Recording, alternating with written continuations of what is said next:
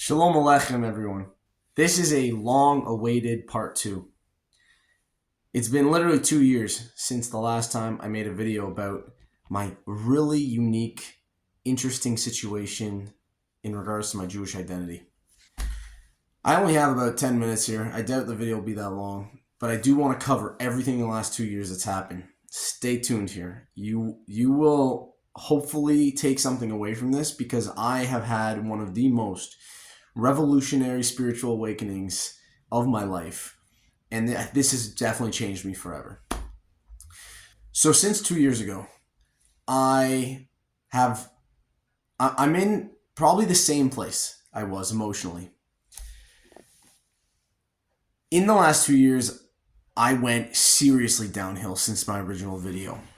And for those just watching now and don't know what the hell I'm talking about, I found out I technically wasn't Jewish, according to Orthodoxy, because my mother, she converted, but to a conservative shul. And I grew up also believing the same conservative views and values, which is all halacha can stay the same except for things that are sexist. Simple. Women can do what men can do. Anyways, I'll get back to the point. So when I was at Chabad and they found out where my mom was from and then that she converted, because my mother came from Collingwood and Calgary, a small town up north in Ontario where no Jews are. There was literally one Jew there when she was living there. That's when they asked me, was she the only Jew? Where's her family from? And that's when I said she converted. And then they said, from where? And I said a conservative shul, but Tzedek in Toronto. And that's when I was told by a Chabadnik, a Lubavitcher, Zev, you're not Jewish. And because I was getting more religious, he wanted to protect me and say, if you go to Israel, you can't get married there, this and that. And then, if certain shuls, you can't wrap the tefillin, you can't keep Shabbos, this, blah, blah, blah, blah. So go watch that first video for more details on that situation. Since then, I have still been keeping Shabbos. In the summers, when baseball's on, I don't, because I'll have a game on Friday or playoffs are on a weekend. And that's me being fluid within my starkness. I keep kosher in my home, not if I get invited out to my parents' house or something. And they don't eat pork or seafood or other things, but I'm talking dishes that have kosher food on them at all times, and never using the same sponge. I'm talking mamish kosher eating. And I keep kosher in my home because it's easy to control, but it's not easy to control at other places because they mix the dishes and they don't care what dishes are used for what. Anyways, I hope you're staying with me here. So in the last few years, I was davening 3 times a day for at least a year, maybe even 2, for a long time. And then things all changed when I got with my wife. So that also has happened in the last 2 years. I am married now to a lovely Jewish woman, and we're going to have Jewish children. But there were a lot of insecurities of mine coming out while with her. And that's where I couldn't handle it. When I daven, I'd feel insecure. I didn't feel like a Jew. I didn't feel, because she's mamish 100% Jewish. So I've dialed back a bit, but for a long time I was doing everything under the sun. I still wrap tefillin every day. I have to, as part of my meditation in the morning. But another thing is I didn't want to live anymore. That's the big thing that happened in the last 2 years. I absolutely hated myself. Just got to check that the camera's still going here. Yeah. I absolutely hated myself. I wasn't suicidal. I didn't attempt to take my life, but I had a plan, which was scary. It was frightening. I had to call the crisis line. And still, I get in a bad place. I still get in bad places because of this identity being ripped from me. Now, I victimized myself and I snapped out of it quick because I realized it was no way to live. I don't want to be miserable. There are so many aspirations I have in life outside of Judaism. And I saw a slippery slope I was sliding down. And I believe in making a proactive decision in the present moment that aligns with desires and values. That's how I live my life. And so if I can't control what some people think in the Jewish umbrella, so be it. There's other communities that love me. The conservative shul I go to loves me. And that is enough for me. And I'm not going to let some mashugana sexist Chassidim tell me I can't live my best life, because that's not true. I can, and I'm going to go travel. I'm going to create podcasts, learn languages, all this stuff. I'm going to live my best life. And so that's the struggle I've been on the last 2 years. It's been a struggle. But because of that first video I made, so many people have reached out. So many. I've talked to 5 people in the last few years who have the similar story to me, and they just want to talk to someone else about it. I've come to a place, and this is how I kind of want to end the video, and I hope I've laid out enough points. I've gotten to a place now where I don't care. The old Zev is dead. He's gone. I'll never get that feeling again, and that's okay. There's nothing wrong with that, because nothing in life stays the same. Everything changes. That's actually, ironically, the only constant in our life is change. So with that being said, I moved on. And I'm a new Zev now. And I'm a very specific Zev. Like, very few people at the age of 25 or 26 have their soul completely ripped out, ripped in shreds, and I couldn't pick up the pieces. So I had to rise from the ashes and build up Zev again. I am a whole new Zev than I was a couple years ago. I still, because I grew up Jewish, that's all I know. That's the only life I know. I said that in the first video. I keep living a Jewish life. I married a Jewish woman. I want to teach kids about Yiddishkeit. But I was so close to ditching Judaism. Just done with it because of trauma. But that's running away from my past. No, I'm going to hold on to it. I'm going to carry this. Not as weight that slows me down in my life, but as fuel. Remember this. Whatever your potential is, whatever that gap in fuel needed to reach your potential, that fuel is stored in your fears and insecurities. So think about whatever you're scared of doing. That fear is actually the fuel you need to reach your potential.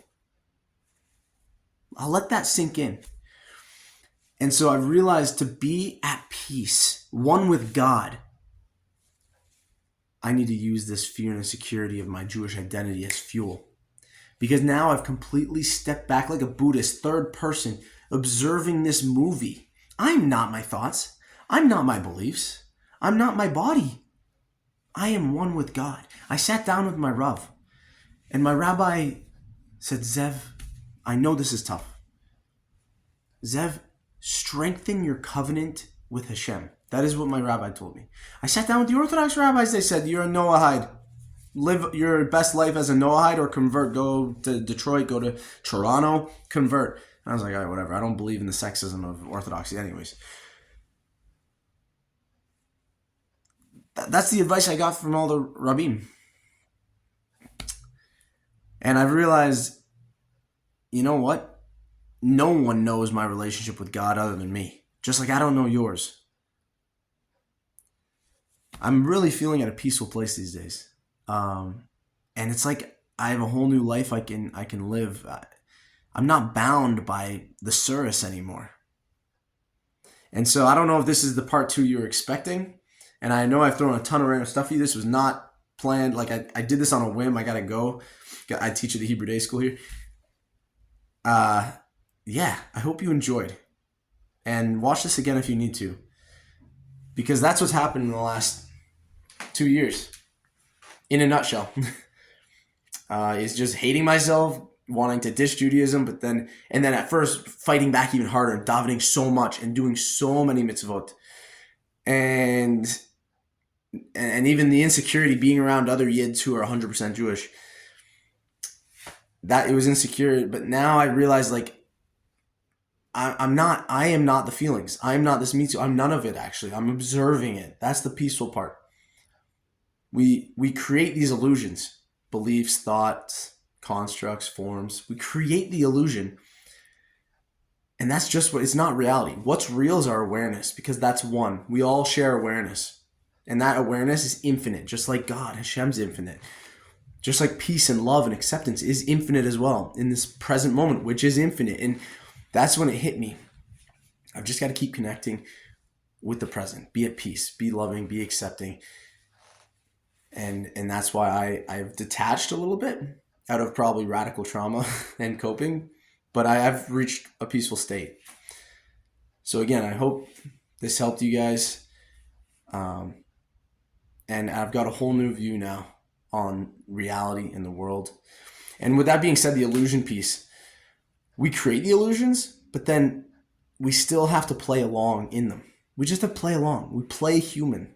And we're when the ego starts taking over this meat suit, this vessel, because that's what the ego does. It's like a parasite. It takes over. When the ego takes over, we observe it because we are not it. And then we have the power. We are not controlled by it. We're not consumed by it. And that's freedom. That's liberty. And I feel free and at peace these days.